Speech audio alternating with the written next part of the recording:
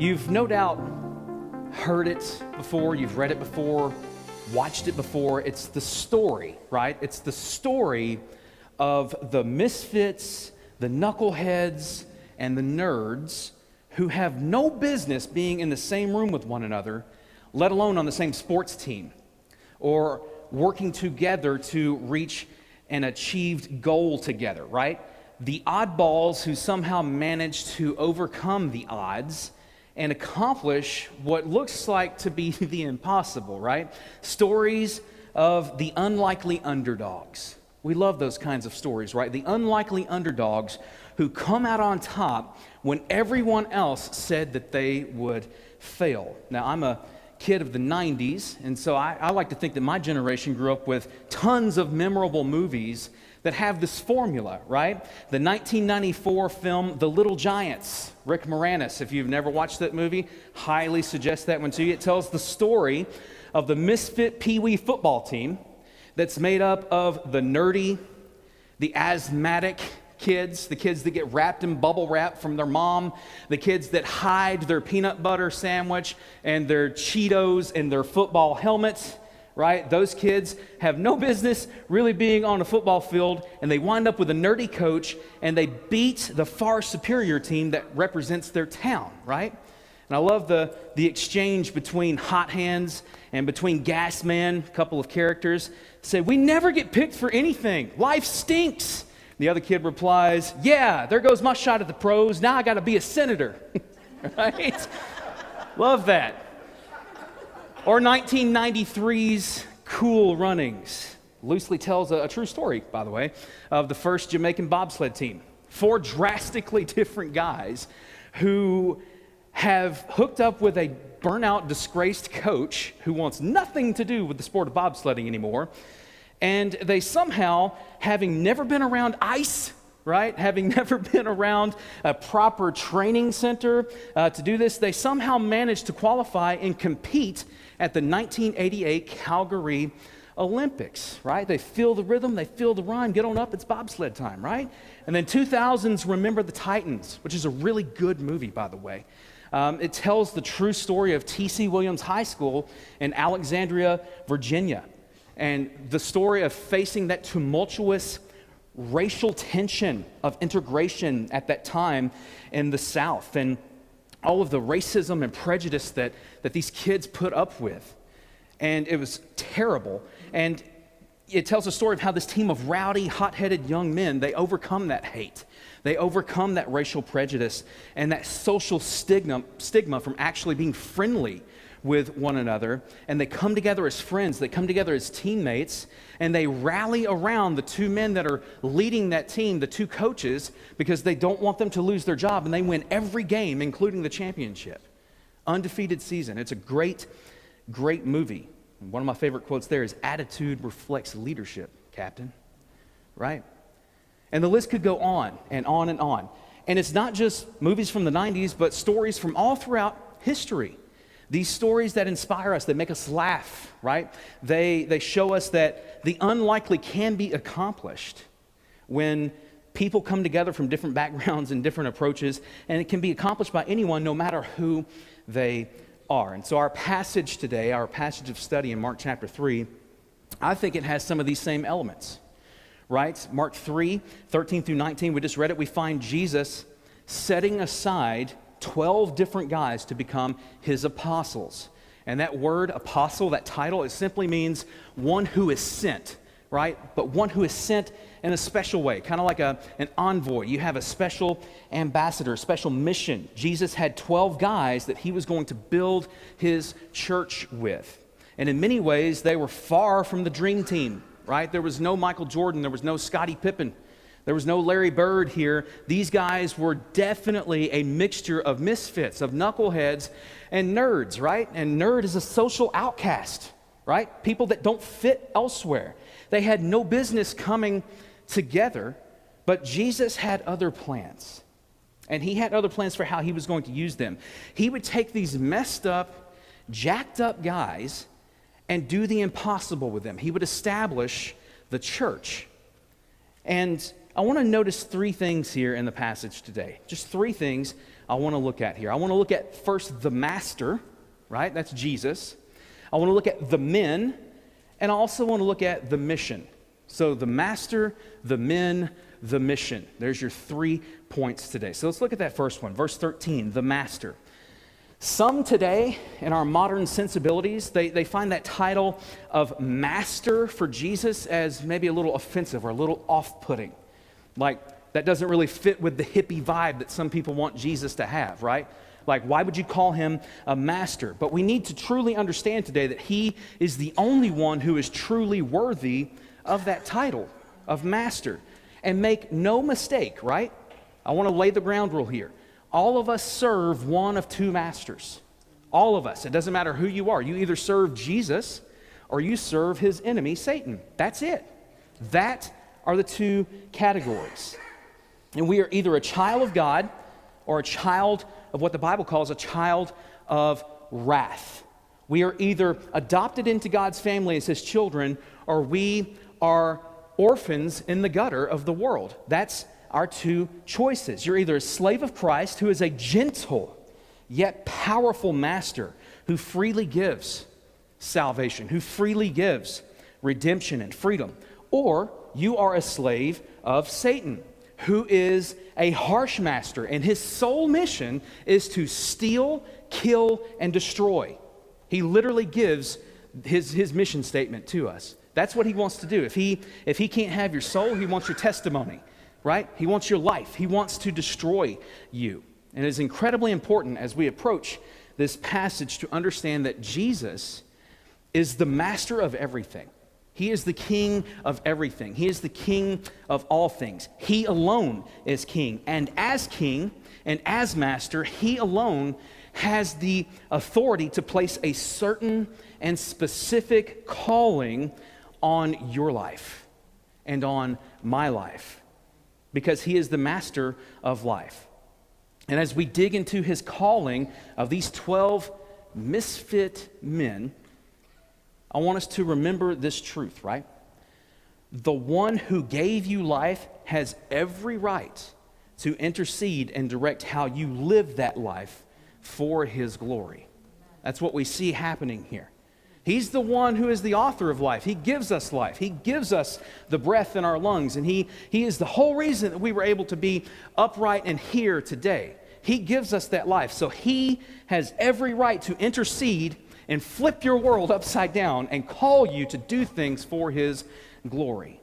So with that groundwork, let's look at verse 13 again. It says, "And he went up on the mountain and called to him those whom he desired, and they came to him." So look at two truths here. I want to say two truths about this master Jesus. Number one, he is a prayerful master. He spends time in prayer. He models that.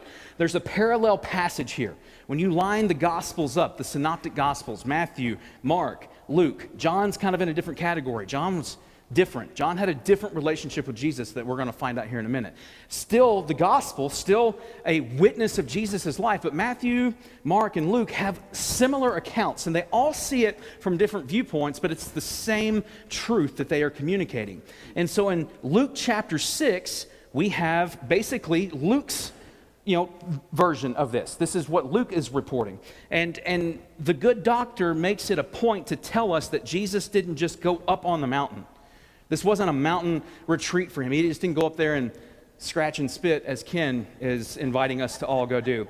He went up on the mountain to pray, is what Luke 6:12 says.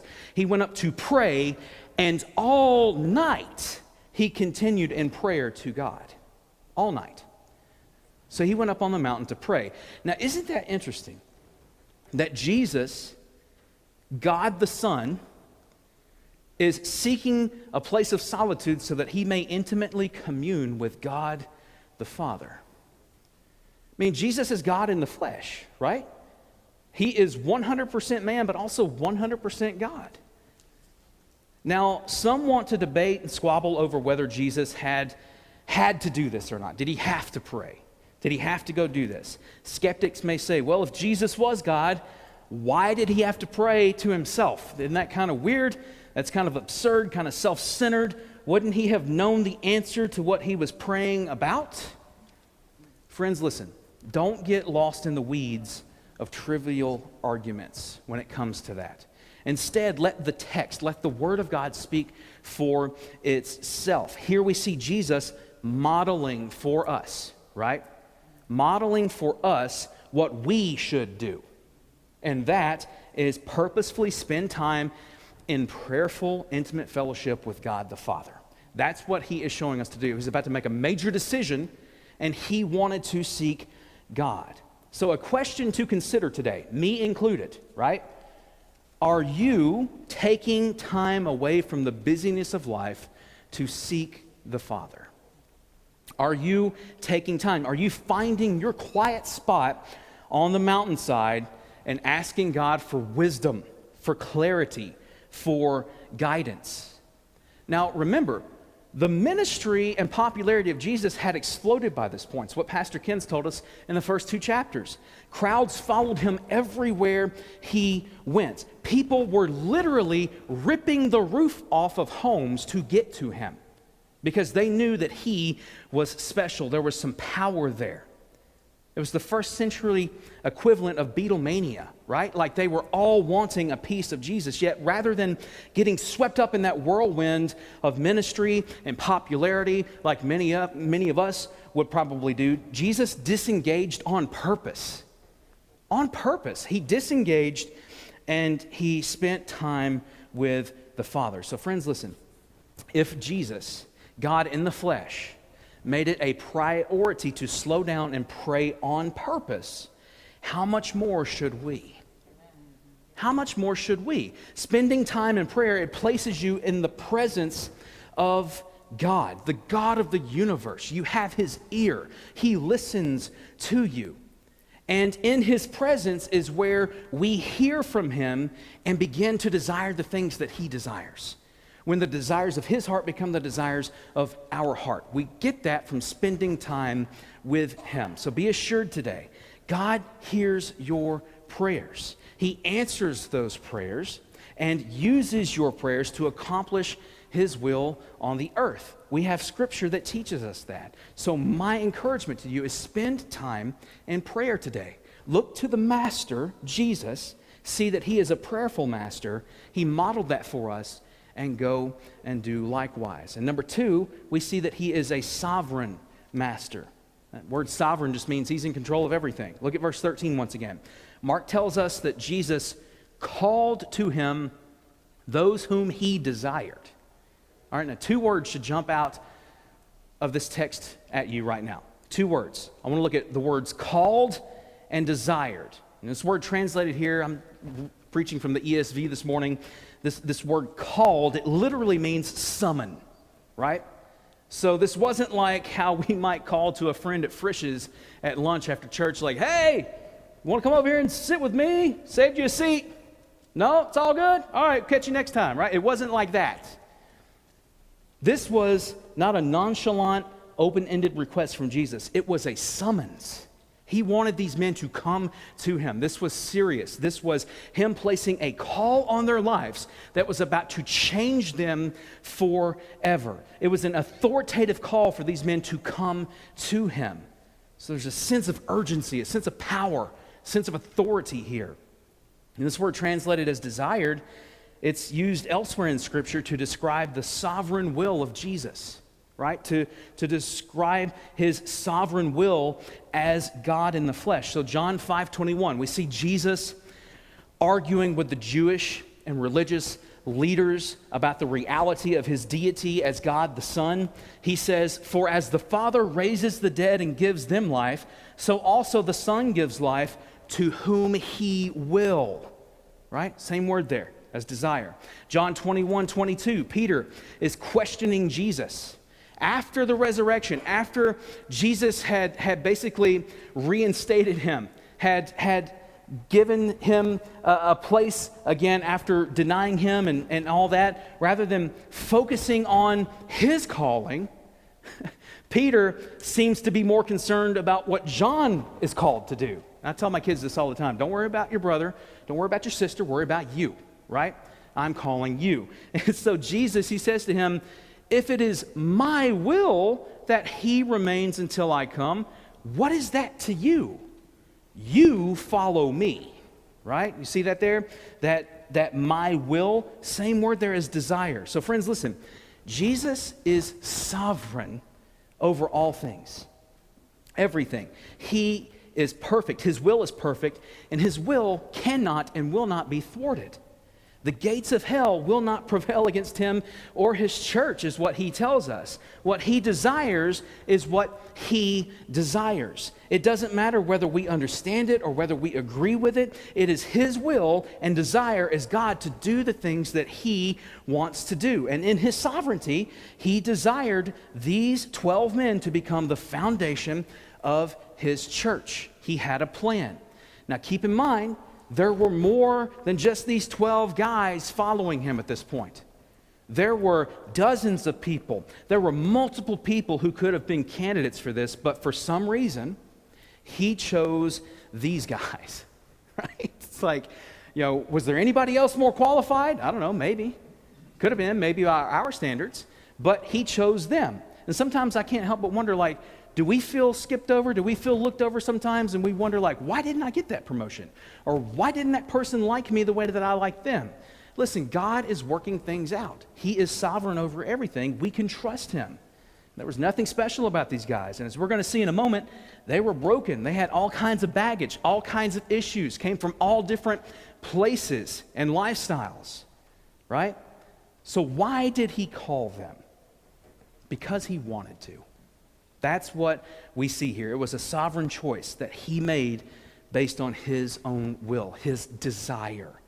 And he would receive glory for that. So, we may often struggle with God's will. We may question why he does or doesn't do certain things in our life or the lives of people that we know and love. But at the end of the day, he is God and we are not. And we rest in that. And sometimes all we have to rest in is that he has a plan and he is executing it perfectly.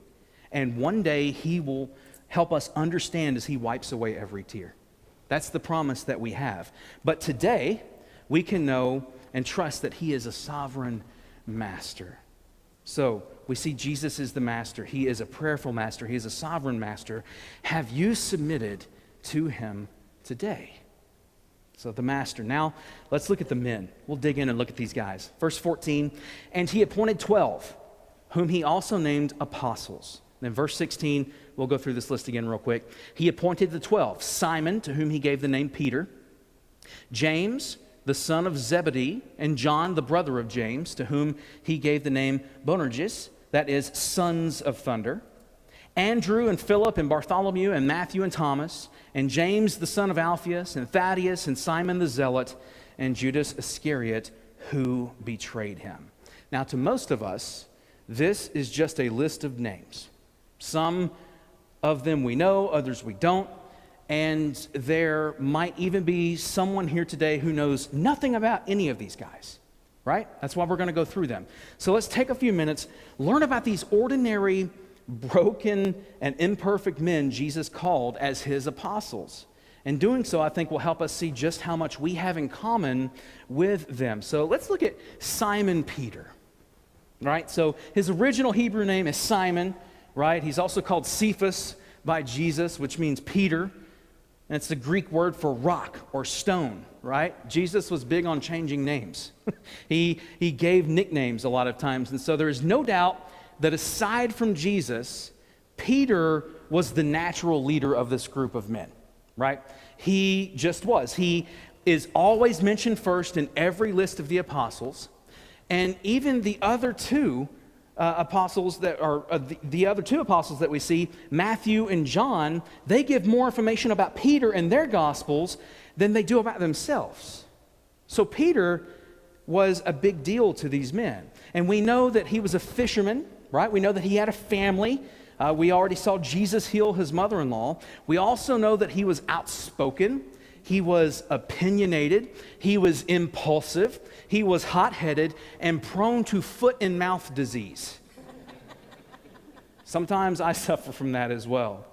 I mean, sometimes he just didn't know when to shut up. It's like, Peter, stop talking. We also know that he failed Jesus miserably on the night he was betrayed by Judas and arrested. Just hours before, at the Passover, Peter was spouting off how quickly he would be to die for Jesus if needed.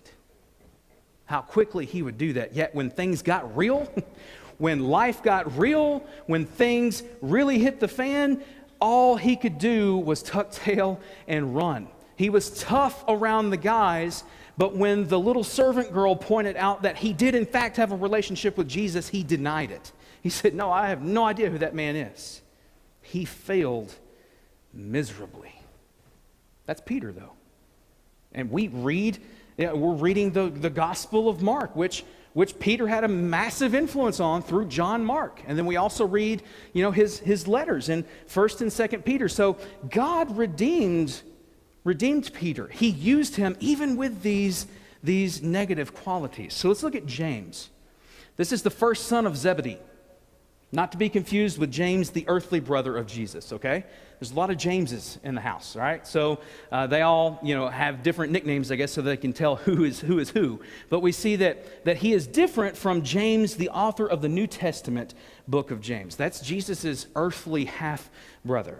But we know that James was also a fisherman. He worked this family trade with his father, Zebedee, and his brother John, who we're going to talk about in a moment.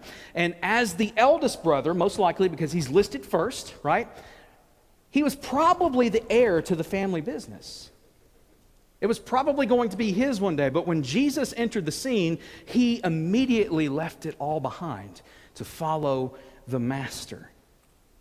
He was a member of the Lord's inner circle, right? We had the 12, but then you also had the inner 3.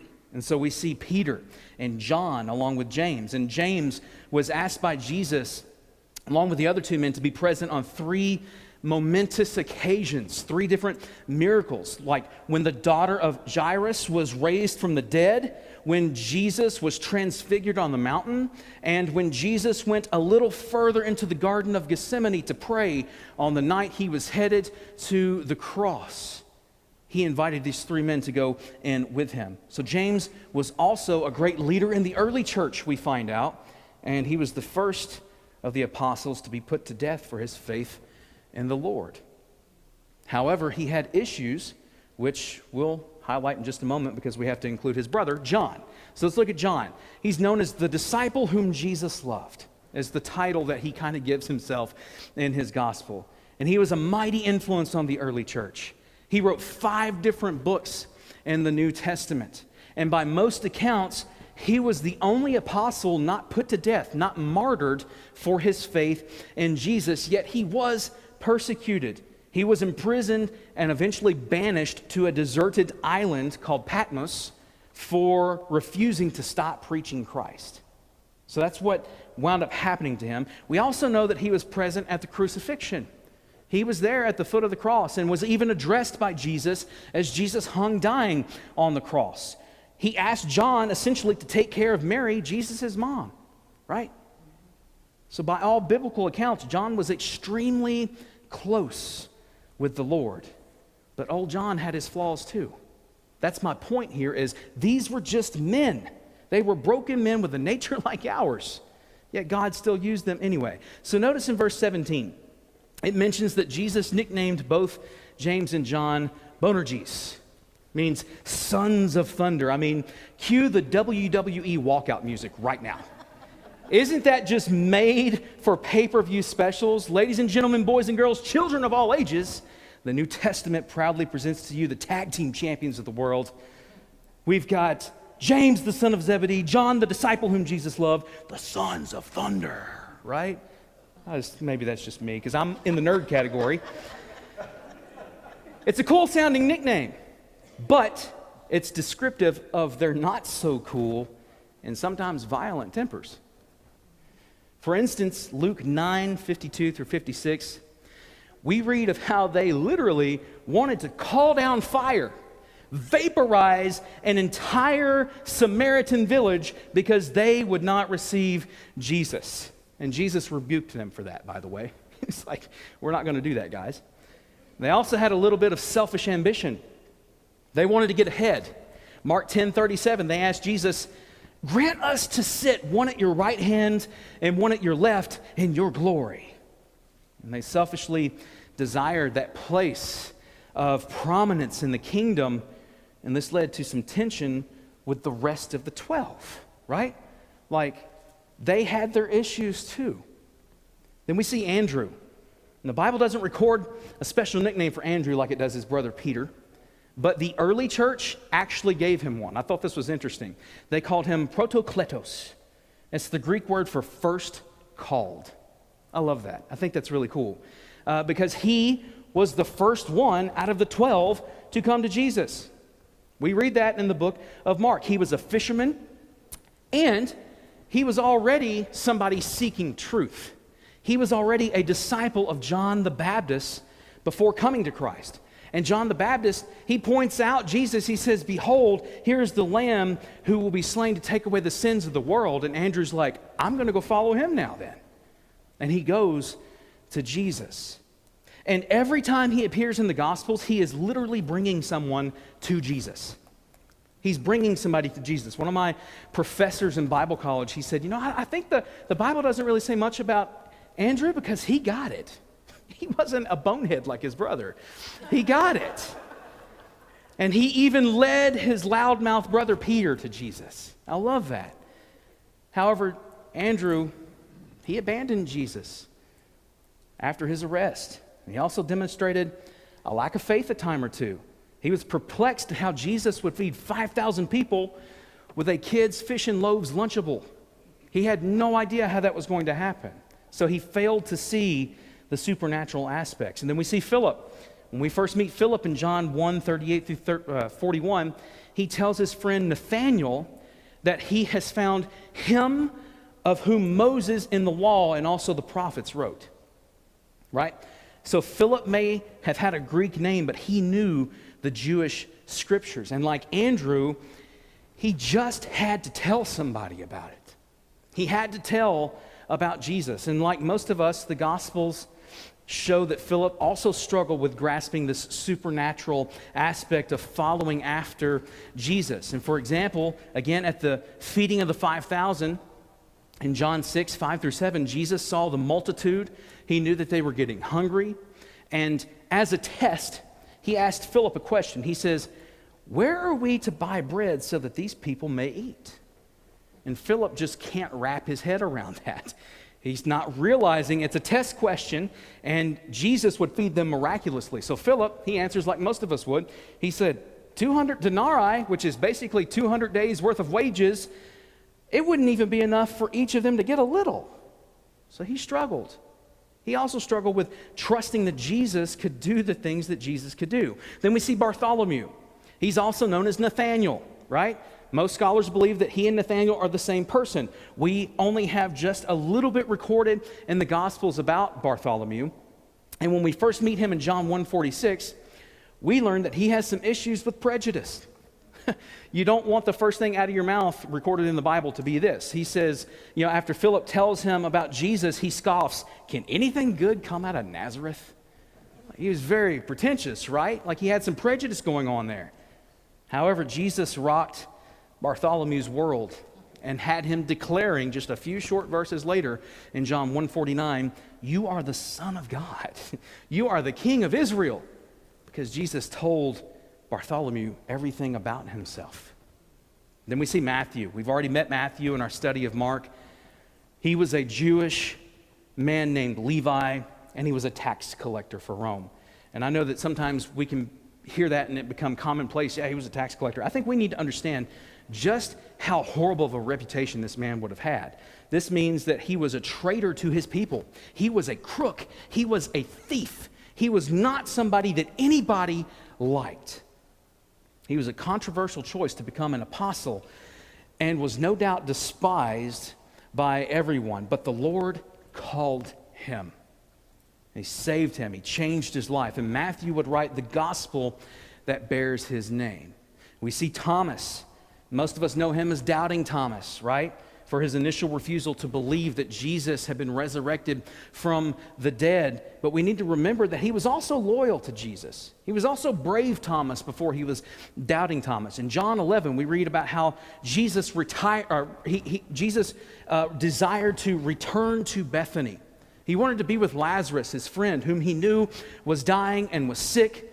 But the rest of the disciples, they were like, why would you even go back there? They want to stone you. They want to kill you. Why would you even go back there? And then Thomas pipes up, let us also go that we may die with him. He's ready to go. But Thomas did show some pessimism. He showed some confusion, like most of us.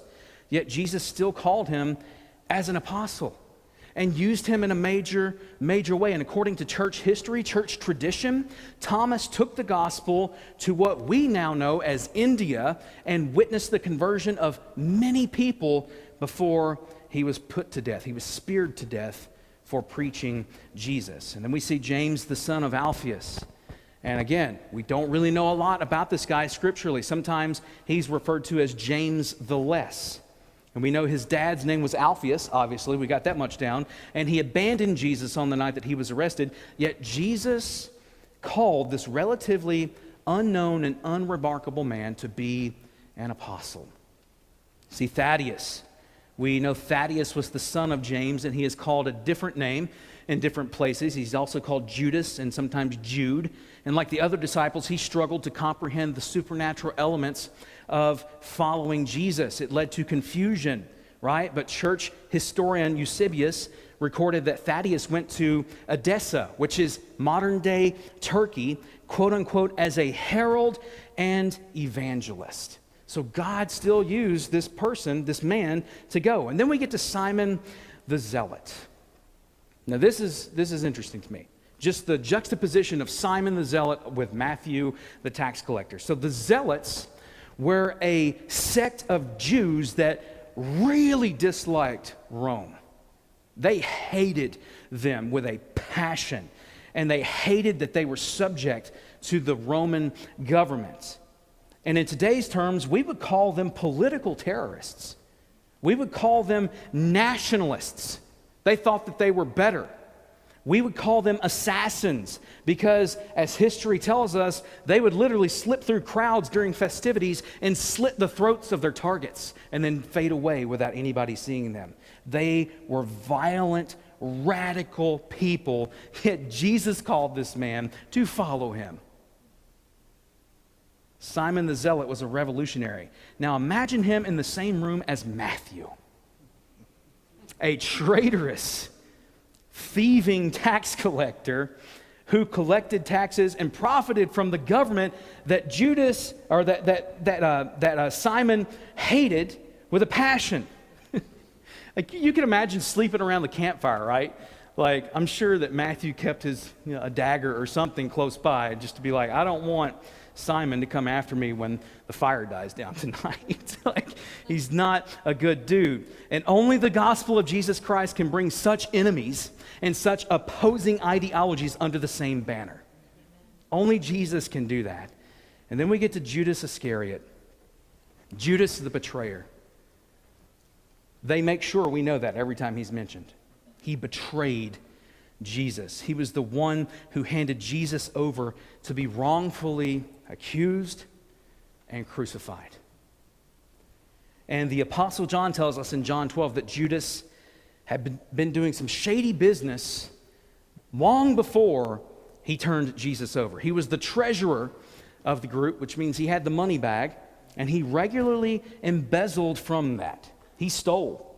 He was a thief whose greed allowed Satan a foothold in his heart. And Judas agreed to hand Jesus over to the chief priests for 30 pieces of silver. Now, have you ever thought about that amount? To put that in perspective, Moses told the Jews in the Old Testament, Exodus 21, long beforehand, that if a slave is accidentally killed by a farm animal, then that animal's owner had to pay the slave's master 30 pieces of silver.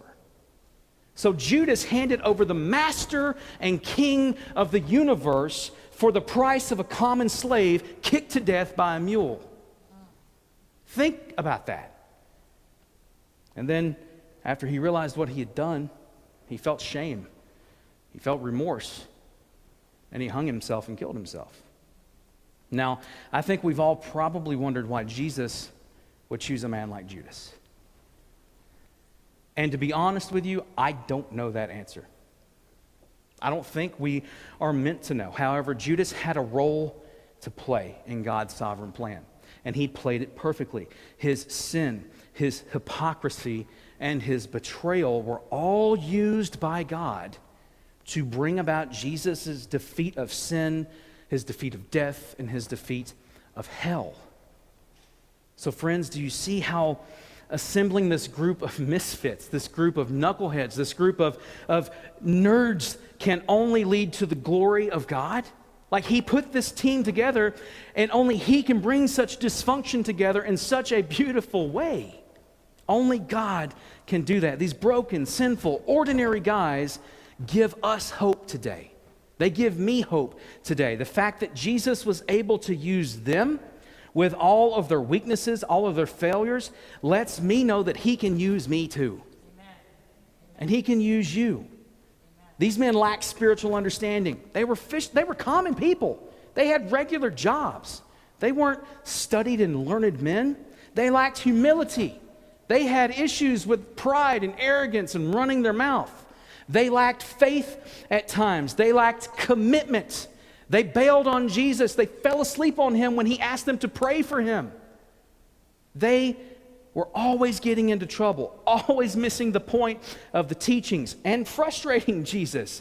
And they were lashing out at people who were different. And sometimes they kept people away from Jesus who needed to be with Jesus. They said the wrong things. They abandoned their commitment to him, and they even denied him like Peter did. Yet the master used them to turn the world upside down for his glory. Amen. Only Jesus can do that. If he can use them, then surely he can use us today to do that here in our city, to do that here in our world. That gives us hope today. So we've seen the master, we've seen the men, and then real briefly, let's look at the mission. Verse 14, right? So we're going to bounce back up here.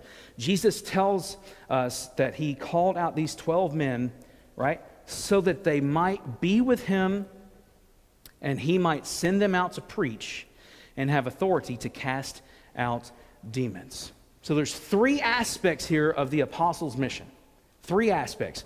Spend time with Jesus, preach the gospel of Jesus, and demonstrate the power of Jesus. That's what they were called to do according to this verse. So notice that first priority isn't to jump headfirst into ministry, to jump headfirst into mission, to just hit the ground running and go after it before they even have a clear understanding of their marching orders. Their first objective is to simply be with Jesus. It says so that they might be with him. Right? You guys see that? So yes, we are to take the gospel to the ends of the earth. But that mission begins with spending time with Jesus. You have to be with him, to know his heart, to know his burdens, to hear his call, to rest in him, and to be filled with his spirit and his joy to take that to the world. You have to spend time with him. None of that comes without being with him. It's called discipleship. Right? We pray, we read his word, we gather with other believers, we study the Bible together, we pray with one another, we encourage one another, and then we are sent out on mission. So we see that we spend time with Jesus, and then he also said, he wanted them to preach the gospel of Jesus. This word preach means to act as a herald, to sound forth the message. And Jesus handpicked these men and called them to take this message to the nation of Israel. And what was the message they were to preach? What was the same message that Jesus has been preaching? It's the gospel of the kingdom. It's the good news that God has sent his Son into the world to save sinners. That's what they were to go and preach. It was a message of grace, a message of hope, a message of mercy, of peace, of justice, of blessing. The disciples were to take this message and they were to plead with the people to come to Jesus. That was what they were called to do. And yes, not everyone is called to the specific ministry of preaching. Not everybody's called for that. But we are called to the ministry of making disciples. Every one of us is. That's the Great Commission, right? Matthew 28, we are called to make disciples. We are called to teach them everything we've been taught and to baptize, right? Or to do that of all nations. We're called to the ministry of sharing the gospel in both word and deed.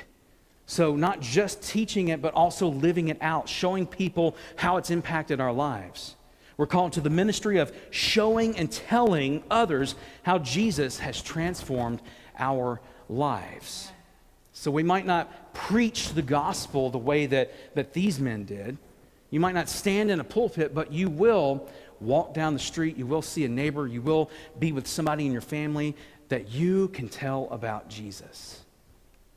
And then finally, we see that they were called to demonstrate the power of Jesus. So it's preaching ministry.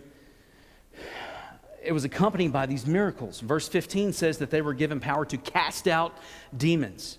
And they were given this power to validate their ministry, right? To show that there was power there. The people were skeptical. The people of Israel were very hard-headed. They didn't want to hear the truth. And so Jesus gave them the authority to do these things. And the people knew that Jesus had power. They had already witnessed that power over the evil and demonic spirits. So when Jesus, he gives this to the disciples and they come preaching and demonstrating that same power, then the people knew that their message was real, that their message came from Jesus and that they were truly the servants of the Lord Jesus Christ. Now, while some people debate whether this type of power demonstration still happens today, here's the one thing we can all agree on, right? Here's the one thing we can all agree on. Every time Jesus saves someone and delivers them from a sinner's hell, delivers them from the grip of sin, he is validating the power of the message of the gospel. That is where their power is, right? Every time an addict is set free, that message of hope is validated. Every time a marriage is put back together, that message is validated. Every time a self-righteous person is set free from dead religion, the message of the gospel is validated. And every time someone can stand and say, I once was blind, but now I see, and give testimony to the ridiculous grace of God in their life, God validates the message of his gospel. So friends, listen. We might not be apostles. Matter of fact, we're not. There was only 12 of them, right? We may not be apostles, but we are all ones who are sent. Every one of us. Our life is a continuous mission from our neighborhoods to the nations. And I love how we heard about that even this morning about the work in Africa. Each of us are called to make much of Jesus and show him off to this world that so desperately needs him. And like the men we have learned about today, we have been sent on the Master's mission, each of us. So God has used so many broken, unworthy, and unqualified people to make himself known in this world. Some of them we know about, some of them we don't. But one of those men that we know is a guy named John Bunyan. And John Bunyan, he lived in the 1600s, and he hardly seemed fit for preaching, right? He was a foul-mouthed, rough man, and he had basically no education. He was poor, really had nothing. As a young man, he worked with his hands as a tinker. You guys ever heard of a tinker? A tinker is somebody that works with soft metals. So he would basically carry a little portable anvil around with him, and he would go work on silverware. He would go work on knives, things like that. That's how he made his living. But God radically saved him. God radically saved him after his wife and some women at the church that she attended prayed for him, witnessed to him. He eventually got saved, and then the pastor of that church discipled this man. And John Bunyan was called to preach, and preach he did, even through stints in prison. Because he would not shut up and stop preaching, he continued to declare the gospel of Jesus. And you may have heard of his greatest book he actually wrote when he was in prison. It's called Pilgrim's Progress. Get the kids' version. It's so much easier to understand. Really good, though. You should read it. Everybody should read it. It's a great book. He was uneducated. He was foul-mouthed. He was a righteous troublemaker. That was John Bunyan. That's who he was. And God used him. He used him through great trial and great persecution to touch literally thousands of lives. Pilgrim's Progress is still in print today. You can go and find it at most bookstores. And the famous Puritan theologian John Owen was a very educated man, highly educated, very smart, had a lot of clout with the royal family at the time, and he would go and listen to Bunyan preach. And he famously told King Charles II that he would gladly trade all of his vast learning for the tinker's ability to touch men's hearts. That's from the educated man. So we see John Bunyan, he was a regular man. All these people we look at in the Bible and throughout Christian history, and we read that book a couple of years ago, 10 Who Changed the World. We have a tendency, I think, to read that and we lift these people up and we say, look how heroic they were. Look how righteous they were. Look how awesome they were. They were just like you and me. They followed after the Lord and did what he asked them to do. Friends, listen, there are no superheroes in the Christian faith. There are none. Only ordinary men and women who are broken and empowered by God to go and do the things that we are called to do. So it doesn't matter who you are, where you've been, or what you've done. God can save you. He can use you. He can lift you up. He can make much of himself through you. So, if you're a misfit, if you're a knucklehead, if you're a nerd today, there is hope for you. God can use you in a major, major way. So my plea is look to Jesus today. Let him use you to transform this world for his glory, and may he flip it upside down with your witness. So let's pray. Father, thank you again for your word. Thank you for giving us this witness and this testimony this morning of these men who you used in a major way to establish your church on this earth. And God, because they were faithful and because you used them even in their brokenness, we know about them 2,000 years later. We're able to study the Word. We're able to gather and worship you in spirit and in truth because you used these broken and sinful people. So my prayer today is that you would do the same for us. Pray, God, that we would focus upon you, our Master. May we know that you can use us even as ordinary people. Even as broken people, you can use us. You desire a relationship with us. And God, may we be about your mission. As we are going, everywhere that we go, everything that we do, may you be on display in our lives.